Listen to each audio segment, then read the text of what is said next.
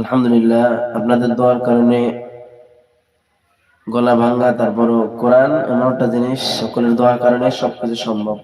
ইয়াদ করা, পড়া, তেলাওয়াত করা সম্ভব, এছাড়া সম্ভব না।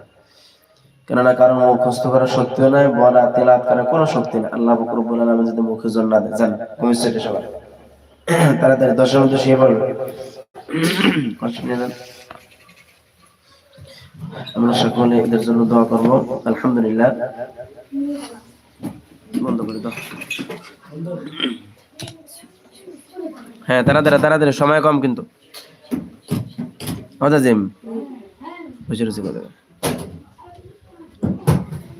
হ্যাঁ, যান যান যান, তাড়াতাড়ি তাড়াতাড়ি তাড়াতাড়ি। কাপড় টাপড় দিয়ে দেন। এদের সকাল 10টা থেকে শুরু করে 12টা পর্যন্ত ঘুমিয়ে ছুটি।